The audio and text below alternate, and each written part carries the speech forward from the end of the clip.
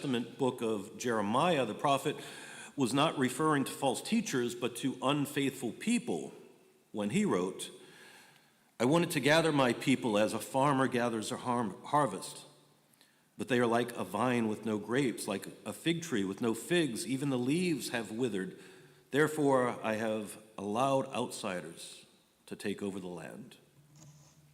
And in the Gospel of John, we have a quote from Jesus saying, "Abide with me as I abide in you.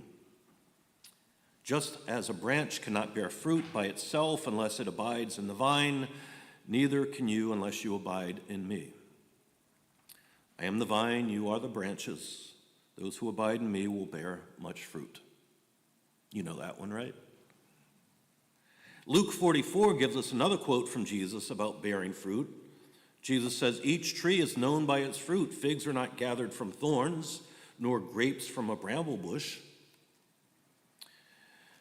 Now, at the risk of distracting or detracting from my message, I want to share a wonderful memory about my childhood in Louisiana. I've been reminiscing this week, I guess. It wasn't an autumn memory because figs ripen in the middle of summer. I used to climb a huge fig tree and stay up there for hours, all along gorging myself on sweet, plump, ripened figs. There were no restrictions to how high I could climb, so I'd go to the top where I could see down the bayou all the way to the lake, and I'd watch people do the darndest thing from my hidden post.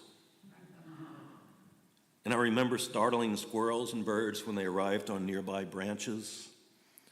There's nothing like being a kid in a huge fig tree, and there's nothing like eating fresh-picked figs.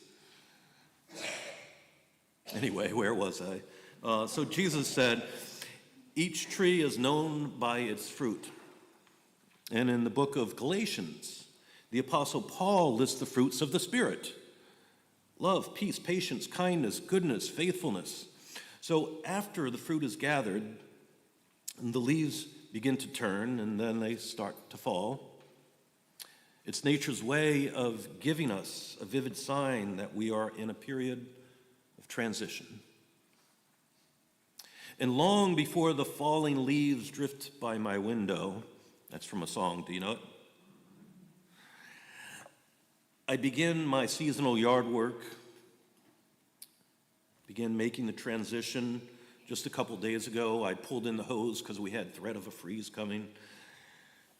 In the garden, I'll remove dead growth and stow away stakes and supplies that have served their purpose, and spread decaying hay to nourish the soil for the coming year. The waning hours of daylight signal me to begin cutting and splitting logs each year.